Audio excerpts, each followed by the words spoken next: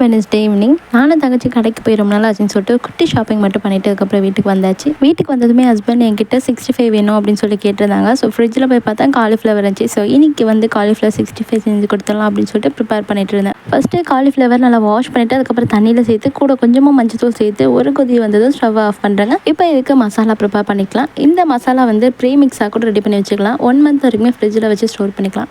Measurement சொல்கிறேன், note பண்ணிக்கோங்க.